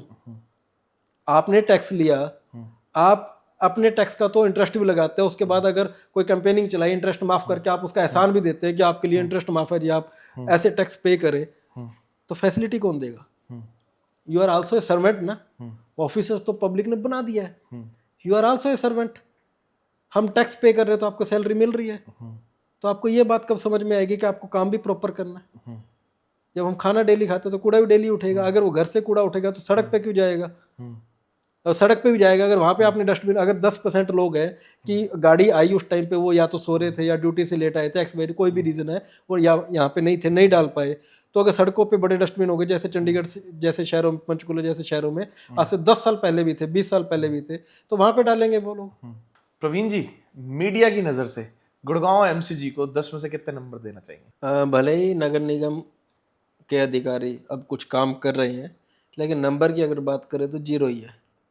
उसका रीज़न ये है कि जब निगम, एक पत्रकार ने पूछा निगम कमिश्नर से कि सर विधायक जी तो कहते हैं कि गुरुग्राम को इंदौर बनाएंगे, तो वो कहते हैं कि सपना ही है।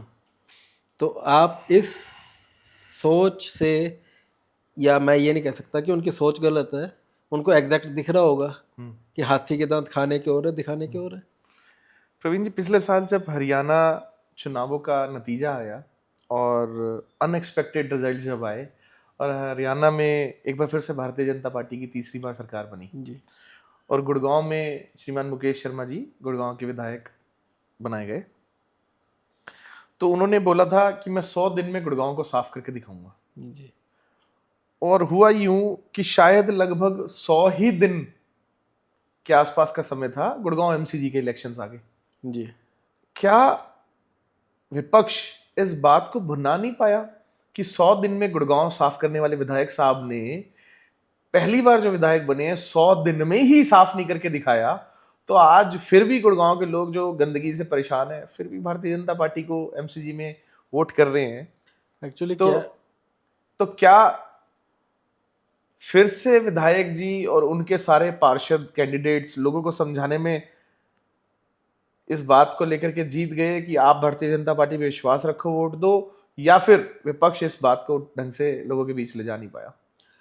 हरियाणा की राजनीति में एक बात अक्सर कहते हैं कि शादी के सारे गीत सच्चे नहीं होया करते, और सेम यही बात है कि अगर राजनीतिक बयानों की बात करें तो समझ लेना चाहिए चुनावी वादे हैं, और क्योंकि आप गुरुग्राम को 100 दिन में साफ करना कोई बड़ी बात नहीं है, जब एक दिन में साफ हो सकता है तो 100 दिन में क्यों नहीं। लेकिन उसके लिए आपने रोड मैप क्या तैयार किया, आपने क्या प्लानिंग की, आपने क्या किसी अधिकारी से मीटिंग की, क्या आपने अधिकारियों से मीटिंग की, क्या आपने ये देखा कि इसके अंदर बजट क्या आएगा, किस किस मार्ग पे कितना कितना कूड़ा है, वो कैसे उठेगा और दोबारा वहां कूड़ा ना आए, उसका आपने क्या इंतजाम किया। क्या एक बार झाड़ू लगा देना और अपना रिपोर्ट कार्ड पेश कर देना काफ़ी है। और रही बात पब्लिक की, तो ये इस पॉडकास्ट में हम कई बार एक ही जिक्र कर चुके हैं कि ये बड़ा इशू हो चुका है इंडिया की राजनीति के अंदर कि अगर लोकसभा के चुनाव है तब भी वो मुद्दे हैं और नगर निगम के चुनाव है तभी उन्हीं मुद्दों के ऊपर वोट डाल दिया जाता है। तो आपको ये समझना होगा कि जब तक आप अपने लिए वोट नहीं करेंगे, आपको ये समझ में आना चाहिए कि आप एक्चुअली क्या है, आजकल वोटिंग का जो सिस्टम है, लोग ये समझने लगे हैं कि वोट करना है वो नेता बनाना, उसको विधायक बनाना है, किसी के लिए वोट कर रहे हैं। आप बात को समझे यहाँ पे भी। वो अगर देखो एक ग्रुप है गुरुग्राम के अंदर कि आधे तो नवीन गोयल के साथ काम कर रहे हैं कि नवीन गोयल को विधायक बनाना है, आधे काम कर रहे हैं कि मुकेश शर्मा को विधायक बनाना है, आधे थर्ड पार्टी के लिए कि हमारी विचारधारा नहीं है, इन्होंने कुछ नहीं करना।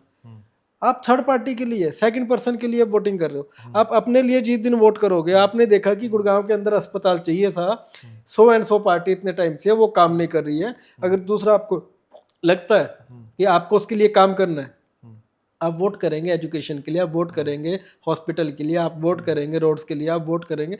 अब तो राव नरवीर जी चुनावों में बहुत धड़ल्ले से कह रहे थे कि गुड़गांव का ट्रैफिक ऐसा बनाएंगे कि ये ट्रैफिक सिग्नल्स खत्म कर देंगे। रोड ही खत्म हो गए, ट्रैफिक सिग्नल्स की बात करो। तो आप वो इसलिए बोलते हैं कि वो खुद बोलते हैं भाई साहब इतने वोटों से हम जीत रहे हैं, उन्हें मालूम है कि मुझे कास्ट के नाम पे वोट मिलेगा और इतना मुझे पार्टी के नाम पे वोट मिलेगा। मुद्दे गए तेरे लेने। प्रवीण जी, बात जब राजनीति की करते हैं, ये तो राजनीति पे क्योंकि आपका रुचि का विषय है और आपकी चैनल में विशेष रूप से आपने राजनीतिक लोगों के इंटरव्यू बहुत करे हैं, तो हमने राजनीति पे ज़्यादा चर्चा की है। मैं आखिरी सवाल राजनीति पे आपसे करना चाहूँगा, क्योंकि जब बात राजनीति की होती है तो मुद्दों को आप अच्छे से जानते हैं, लोगों से आप जुड़े हैं, लोगों की आवाज़ हैं आप। प्रवीण जी राजनीति का चेहरा कब बनने जा रहे हैं? कोई पॉसिबिलिटी नहीं है राजनीति में आने का, ना कभी सोचा ना कोई विचार है। उसका कारण ये है कि जब अभी हमारी बात हुई थी, जब पॉडकास्ट की स्टार्टिंग हुई थी, उसी में एक लाइन आई थी कि जब आपका प्रोफेशन ही आपकी जुनून मोहब्बत इनकलाब सब कुछ हो जाए तो फिर आपको जर्नलिज्म ही दिखाई देती सभी जगह।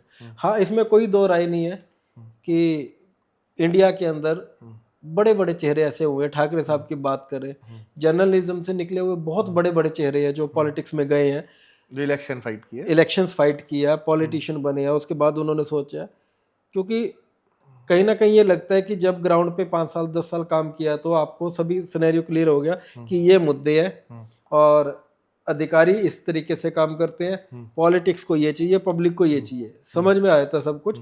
फिर अंदर से एक इच्छा शक्ति जागती है कि आपको तो प्रवीण जी कभी इलेक्शन लड़ते हुए नजर आएंगे? नहीं, उसमें आपको ऐसा लगता है कि मुझे आना चाहिए और मुझे करना चाहिए। लेकिन एक इसका बड़ा प्यारा सा एग्जाम्पल आपको बताऊंगा। कहते हैं जिसका काम उसी को साजे। बीजेपी के विधायक रहे हैं हंसराज हंस जी। एक इंटरव्यू में मैंने सुना, वो वीडियो में कह रहे हैं कि मैं बहुत अच्छा कलाकार था, बड़ा सेलिब्रिटी था, एक दिन किसी ने आके कान में फूंक मारी थी, मैंने चुनाव लड़े, आज मैं यहाँ पे हूँ। तो आप जिस प्रोफेशन में आप उसको ईमानदारी से निभाएं तो मुझे लगता है कि उसके अंदर ज़्यादा ग्रोथ है। प्रवीण जी कभी इलेक्शन लड़ेंगे? नहीं, बताया ना कि दिमाग में सिर्फ जर्नलिज्म है कि पब्लिक के लिए कुछ कर सके। देखो इलेक्शंस में क्यों आना है कि हम अगर हम चाहे कि हमें देश के लिए कुछ करना है, हम अपने प्रदेश के लिए कुछ करना चाहते हैं, गुरुग्राम के लिए कुछ करना चाहते हैं, लेकिन जब उससे ज़्यादा हमें लगता है कि हम कैपेबल हो चुके हैं कि अगर आज वो वायरल सच के ऊपर गुरुग्राम का कोई मुद्दा उठता है और सरकारें उसके ऊपर संज्ञान लेती है, बड़ी अचीवमेंट है, पब्लिक के काम होने चाहिए। प्रवीण जी, ऐसी कोई 3 पर्सनालिटीज जिनको हाल फिलहाल में आप सवाल पूछना चाहते हैं, 1-to-1 इंटरव्यू करना चाहते हैं आपके चैनल पे? सबसे पहले तो मुख्यमंत्री नायब सिंह सैनी जी जानना चाहते हैं कि क्या लक्ष्य है, जितने अच्छे वो दिखते क्या उतने अच्छे हैं, जितने अच्छे वो है क्या उतने अच्छे काम करना चाहते हैं, अगर वो काम करना चाहते हैं तो कौन उन्हें नहीं करने देना। उसके बाद जो मेन टारगेट ऑडियंस है गुरुग्राम की जनता, जिन्होंने वायरल सच को आज यहाँ पहुंचाया और जिनकी बदौलत ही वायरल सच यहाँ पे है। अगर कल को भगवान करे कि वर्ल्ड लेवल पे वायरल सच फेमस होता है, लेकिन उसका बेस गुरुग्राम ही है, तो गुरुग्राम के लिए विधायक जी से कभी बात करना चाहेंगे। होप सो कभी वो मना नहीं करते हैं, लेकिन ये है कि आना भी नहीं चाहते हैं क्योंकि तो एक्चुअली ग्राउंड पे काम नहीं तो हुआ है। आप आज इस पॉडकास्ट के माध्यम से विधायक जी से कह रहे हैं कि आप जल्दी आए? नहीं, पॉडकास्ट के माध्यम से नहीं, डायरेक्ट फोन पे भी बहुत बार बोला, ठीक है जी, कि आप आए, गुरुग्राम की ये समस्या है। हो सकता है वो भी वेट कर रहे हो कि अब टेंडर वगैरह पास हुए, कुछ काम होने लगे, उसके बाद जाए अपना रिपोर्ट कार्ड लेके। और ऐसे ही मंत्री राव नरवीर जी, आपने 3 की बात की, मैं 5 गिनवाऊंगा, 4 गिनवाऊंगा। आरती राव जी जो स्वास्थ्य मंत्री है और गुरुग्राम को अस्पताल नहीं देना चाह रहे हैं, मैं ये वर्ड यूज करूँ, देना नहीं चाह रहे हैं। सांसद भी है, हाँ, उनके पिताजी सांसद है, ताकत भी है, ताकत विधायक भी है, है, राजा है, सब कुछ है, लेकिन वो अस्पताल नहीं देना चाह रहे क्योंकि नाक का सवाल है कि क्रेडिट किसको जाए। क्रेडिट के चक्कर में, सियासी क्रेडिट के चक्कर में गुरुग्राम की जनता पिस रही है। तो सवाल इन सभी से करना चाहेंगे। बहुत अच्छा आपने शब्द यूज करा प्रवीण जी, ये सियासी क्रेडिट। क्या इसी पॉलिटिकल क्रेडिट की वजह से गुड़गांव को मेट्रो मिलने में देरी हुई? सिर्फ मेट्रो ही नहीं, गुरुग्राम का बस स्टैंड, गुरुग्राम की सड़कें, गुरुग्राम का अस्पताल, गुरुग्राम की मेट्रो, गुरुग्राम के अंदर कोई मेडिकल कॉलेज जो बनना था, वो जो बन ही रहा है कई वर्षों से, वो सब क्रेडिट खोरी के चक्कर में। मतलब विकास क्रेडिट के लिए बलि चढ़ा हुआ है। हाँ, गुरुग्राम की जनता सिर्फ भुगत रही है। और अभी आप देखो, पॉइंट को समझो, पिछले कुछ दिनों से राव नरवीर जी की एक स्टेटमेंट आई कि द्वारका एक्सप्रेस वे के उधर अस्पताल बनाएंगे, यहाँ पे ट्रैफिक ज़्यादा है, क्योंकि ये गुरुग्राम विधानसभा में आता है, वो बादशाहपुर विधानसभा में बनेगा। कल को हम बोलेंगे देखो सोच के यहाँ पे कितनी छोटी हो चुकी है, आप मंत्री हैं, प्रदेश के हैं, लेकिन लगता है कि वहाँ पे बनना चाहिए। फिर उसके बाद राव इंद्रजीत जी कहते हैं पता नहीं यार अधिकारी क्यों नहीं सुन रहे। अगर एक सांसद की नहीं सुन रहे हैं, जो राजा है दक्षिण हरियाणा का, 30-35 साल से लगातार आप सत्ता में है, तो मुझे नहीं लगता कि फिर किसी आम आदमी की तो कोई सुनेगा। प्रवीण जी, एक आरटीआई के माध्यम से पता चला कि जो गुड़गांव दिल्ली जयपुर हाईवे पे खेड़की दौला पे टॉल है, ये कुछ साल पहले ही यहाँ से जितना कर वसूलना था वो पूरा हो चुका है, जिसको हटाने की मांग गुड़गांव की जनता बहुत सालों से अब कर रही है। और मुख्यमंत्री जी ने भी आश्वासन दे दिया था कि नया जगह अलॉट कर दी गई है और इसको शिफ्ट किया जा रहा है। वो बात अलग है कि ये भी पता नहीं चुनावी वादा ना हो, क्योंकि इसको शिफ्ट करने में भी अब बहुत देर हो चुकी है। बाकी गुड़गांव की जनता है जी, एक दिन तो मना ही लेगी, करा ही लेगी। उसके साथ ही अभी एक देश का सबसे महंगा एक्सप्रेसवे जो द्वारका एक्सप्रेसवे बना है, उस पर टोल शुरू हुआ जी। अब उस पर जब टोल शुरू हुआ तो अगर यहाँ से किसी को 15 किलोमीटर दूर भी आगे गुड़गांव से द्वारका तक जाना है तो 220 रुपए जाने का, और आना जाना करना है तो 330-340 रुपए का कर का भुगतान करना पड़ेगा जी। उसी के साथ साथ ना सिर्फ एक ये लोड डाला गया, उसी के साथ साथ जो टोल नहीं हटा था खेड़की दौला का, उसको भी लगभग 25% बढ़ा दिया गया, 19% समथिंग, 19%। तो डबल मार एक साथ, किस चीज की? टोल टैक्स की। और यहीं से ही अगर गुड़गांव वालों को अपने ही प्रदेश में फरीदाबाद जाना है, वहां भी एक टोल टैक्स है। तो गुड़गांव क्योंकि एक कमर्शियल हब है, गुड़गांव की पेइंग कैपेसिटी है, क्या उस पेइंग कैपेसिटी को जांच करके ये सरकार कर वसूल रही है और कह रही है कि इनसे ले लो जितना ले सकते हैं, या यहाँ के लोग उन्हें समझा नहीं पा रहे कि हमारी कमर मत तोड़ो, या सच में ये टैक्स बनते हैं? मीडिया की नजर से आप क्या देखते हैं? लगभग 11 साल पहले तत्कालीन मुख्यमंत्री मनोहर लाल खट्टर वादा करते हैं कि इस चुनाव के अंदर हम टोल को शिफ्ट कर देंगे। उसके बाद फिर चुनाव आते हैं, फिर वही वादा आता है, फिर चुनाव आते हैं, फिर वही वादा आता है। तो इसमें कसूरवार कौन है? पब्लिक है। जब आपको दिखाई दे रहा है कि सामने वाला एक व्यक्ति विशेष आपको पागल बनाने की कोशिश कर रहा है और आप पागल बन रहे हैं, जब एक चुनाव निकल गया तो दूसरे चुनाव से पहले गुरुग्राम की पब्लिक ने ये शर्त क्यों नहीं रखी कि हम किसी पार्टी विशेष को वोट नहीं दे रहे जब तक ये टोल टैक्स नहीं हटेगा? ये टोल हटेगा तो तब हम, जो पार्टी हटाएगी, भाई आप सत्ता में हो, आपने हटाना है, तो आप उसके नाम पे वोट कैसे मांग सकते हो? कि एक चुनाव में आपने कहा कि हम इस टोल को शिफ्ट करेंगे, उसके बाद वो टोल शिफ्ट नहीं होता है। आप फिर कहते हो चुनाव में कि हम टोल शिफ्ट करेंगे, भाई पहले किसने रोका था आपको? और अभी कुछ दिन पहले की बात करें कि दोबारा से जगह सेलेक्ट की जा रही है, क्योंकि अभी जो जगह सेलेक्ट की थी वो राव इंद्रजीत जी कहते हैं कि एक मीडिया स्टेटमेंट आता है कि वो जो इंडियन आर्मी है, डिफेंस डिपार्टमेंट है, उसकी कोई वहाँ पे ज़मीन है और कोई वहाँ पे ऑब्जेक्शंस है। जो व्यक्ति दक्षिण हरियाणा का राजा हो, जन्म से यहाँ पे राजनीति की हो, आपके पिताजी ने राजनीति की हो, आपने राजनीति की हो, और उसके बाद आप कभी ना कभी डिफेंस मिनिस्टर भी रह चुके हैं, तो क्या आपको नहीं पता था आपके एरिया में डिफेंस की कौन सी ज़मीन है? अगर आपको भी नहीं मालूम है तो फिर आप मंत्री किस चीज़ के? अगर आपको मालूम है फिर आप पब्लिक को बेवकूफ़ क्यों बना रहे हैं? बहुत कड़वे सवाल है, हालांकि किसी को अच्छे लगे बुरे लगे, बात मिरर की है तो मिरर तो ऐसा ही है। प्रवीण जी, बात जर्नलिज्म की करते हैं। आज के एआई और आज के सोशल मीडिया के ज़माने में जो आने वाले एस्पिरेंट्स हैं, बच्चे जो मास कॉम करना चाहते हैं या जर्नलिज्म में आना चाहते हैं, आज के इस चैलेंजेस को देखते हुए, और आने वाला समय और चैलेंजिंग भी हो सकता है, कोई मैसेज जो आप आने वाले एस्पिरेंट्स बच्चों को देना चाहें? बड़ा इंपॉर्टेंट क्वेश्चन है जर्नलिज्म के लिए कि जो भी बच्चे जर्नलिज्म को अपना करियर बनाना चाहते हैं उनके लिए बड़ी गोल्डन अपॉर्चुनिटी है। क्योंकि जैसे जैसे सोशल मीडिया आया, एआई आई, टेक्नोलॉजीज आई, काम बहुत आसान होते गए। पहले टाइप होता था, बहुत चीज़ें थी, फैक्स होता था, आपको खबर भेजने में 15-15 दिन लगते थे, कभी डीवीडी बना के भेजनी पड़ती थी, बहुत चीज़ें थी जो बड़ी टाइम टू टाइम आसान होती गई। और आज जर्नलिज्म आपको सिर्फ अपने प्रोफेशन से ईमानदारी करनी है, आपका नॉलेज क्या कहता है, आपको R&D करनी है उसके ऊपर, आपको लीगल एस्पेक्ट उसके ऊपर करने हैं। खबर तैयार करने के अंदर इतनी टेक्नोलॉजीज़ हैं और हर चीज़ के अलग अलग प्रोफेशनल आ चुके हैं कि कैमरामैन अगर है, कैमरामैन के अंदर भी बहुत पार्ट्स हैं, उनकी एक्सपर्टीज़ है, उसके बाद ऑडियो की अलग से एक्सपर्टीज़ है, स्क्रिप्ट राइटर अलग से, बहुत कुछ है।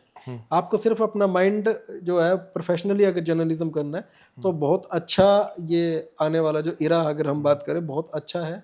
और इसके अंदर ज़्यादा से ज़्यादा बच्चों को, अगर आप चाहते हैं कि एक ये ऐसा प्रोफेशन है कि आप समाज सेवा कर सकते हैं, देश की सेवा कर सकते हैं और अपने परिवार की सेवा कर सकते हैं, खुद की तो कर ही रहे हैं, क्योंकि एक ऐसा प्रोफेशन है जिसके अंदर आप डेली अलग अलग फील्ड के लोगों से मिलते हैं। हालांकि जर्नलिज्म के अंदर बहुत पार्ट्स आ गए हैं, स्पोर्ट्स की है अगर बात करें वो बीट अलग है, एजुकेशन की बीट अलग है, एडमिनिस्ट्रेशन की बीट, बहुत सारी बीट्स है। लेकिन अगर आप जर्नलिज्म कर रहे हो तो आप एक ही दिन में या एक ही साल में, एक ही महीने में अलग अलग प्रोफेशनल लोगों से मिलते हैं, आपसे ज़्यादा उनको एक्सपीरियंस, आप उनका एक्सपीरियंस गेन करते हैं। तो मुझे नहीं लगता कि इससे अच्छा प्रोफेशन कोई होगा अगर आपको लाइफ के अंदर सीखना है। प्रवीण जी, आपका फेवरेट न्यूज़ चैनल या फिर कोई, मैं कहूँगा जर्नलिस्ट जो आपको अच्छा लगता हो? वायरल सच और जर्नलिस्ट प्रवीण। क्या बात है, बहुत बढ़िया। एक बात मैं आपसे और पूछना चाहूँगा, आपका फेवरेट पॉलिटिशियन? नोबडी। अभी तक कोई भी पॉलिटिशियंस ऐसा नज़र में नहीं आया कि जो उसने बोला वो उसने किया हो। बड़ा कड़वा सवाल है। आज फरीदाबाद से यात्रा निकले हिंदू राष्ट्र के लिए, हिंदुत्व की सरकार हम कहते हैं, हिंदुत्व के नाम पे वोट डालते हैं। आज देश में गाय क्यों कट रही है? आपको गाय को राष्ट्र पशु घोषित करने के अंदर क्या दिक्कत आ रही है? कौन मना कर रहा है? बात वही है कि जो कहा वो किया नहीं। कथनी और करने में फर्क। हाँ, पर्टिकुलर किसी पार्टी विशेष की बात नहीं। जब हमने बोला कि कोई नेता पसंद नहीं है, कोई पार्टी पसंद नहीं है, उसका रीजन ही यही है कि आप जो बोलते हैं वो करते नहीं है। कि अगर आज भी मतलब आप ये मानिए कि तीसरी सरकार चल रही है हिंदुत्व के नाम पे, उसके बाद भी अगर हम अपनी गाय माता को राष्ट्र पशु घोषित नहीं करवा सकते तो आप भूल जाओ, पॉसिबल ही नहीं है, सब ड्रामेबाजी है। और ऐसा सिर्फ गौ माता की बात नहीं है, हमारे हिंदुत्व के बहुत सारे ऐसे सनातन के काम जो पेंडिंग है, जो सरकार को करने चाहिए, जो कर नहीं पा रही है या करना नहीं चाह रही है। अगर मैं वायरल सच के एडिटर इन चीफ से ये सवाल पूछूं तो मेरे ख्याल से बिल्कुल ठीक बैठता है। आप सच को अगर एक लाइन में डिफाइन करना चाहो तो क्या होगा? जिसे याद रखने की जरूरत ना हो। प्रवीण जी, आज का पॉडकास्ट हम खत्म करें उससे पहले एक दो सवाल जरूर मैं आपके जाने से पहले, यहाँ से जाने से पहले पूछना चाहूँगा। जब आपने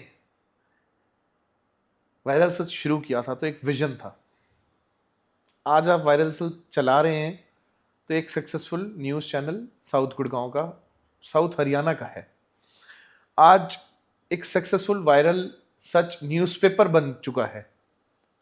तो वायरल सच को आने वाले 5 साल में आप कहाँ देखते हैं? आने वाले 5 साल में hope so all over India लोग इस नाम से जाने कि जिस नाम से आज गुरुग्राम की जनता जानती है, कि अगर पब्लिक का कोई इशू है उसे अगर उठा सकता है तो वो वायरल सच है।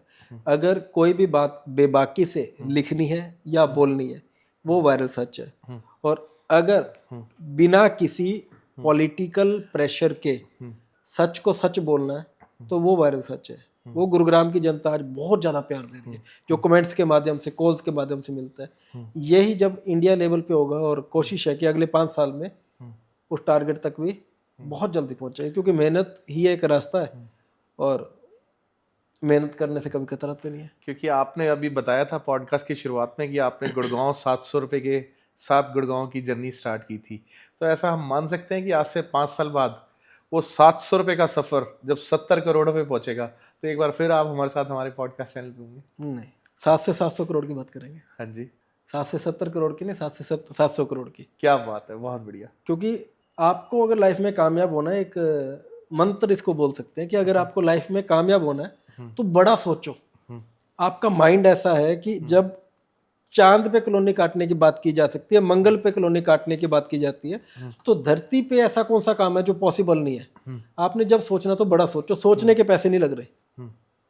अगर आप जो सोचोगे, जिस दिन से आपने जो बात सोच ली, आपका माइंड उसी के अकॉर्डिंग आपको काम करने लगेगा, उसी के अकॉर्डिंग आपको कमांड्स करने लगेगा, आइडियाज देने लगेगा, और आप उस रास्ते पे चलने लगेंगे। क्योंकि एक तो मैंने ये सोचा कि 5 किलोमीटर चलना है, मैं कहीं भी भागूंगा। एक मैंने सोचा कि मुझे यहाँ से राजीव चौक जाना है, तो मैं 5 किलोमीटर सीधा सीधा जाऊंगा, कि मेरा टारगेट है कि मुझे राजीव चौक जाना है। तो आपको ये बड़ा क्लियर होना चाहिए कि आपको करना है क्या है। ऐसा नहीं कि 5 किलोमीटर भागना, 5 किलोमीटर किस डेस्टिनेशन पे जाना है। आपकी डेस्टिनेशन क्लियर तो डेफिनेटली वो अचीव होगी। प्रवीण जी, बहुत बहुत धन्यवाद। आज आपने अपने वायरल सच के बिजी शेड्यूल से हमारे व्यूज़ एंड न्यूज़ पॉडकास्ट के लिए टाइम निकाला। आपका बहुत बहुत धन्यवाद। विक्रांत जी, आपका और आपके व्यूवर्स का, आपके ऑडियंस का बहुत बहुत धन्यवाद कि अगर उन्होंने लगभग 1 घंटे का ये पॉडकास्ट हो चुका है, इसको सुना है। और उम्मीद करूंगा कि आपको अगर ये पॉडकास्ट पसंद आया तो इस पॉडकास्ट के अंदर बेस्ट लाइंस आपको क्या लगी, आपको क्या लगा कि ये लाइंस आपके दिल की बात है, तो आप कमेंट के माध्यम से जरूर बताएं।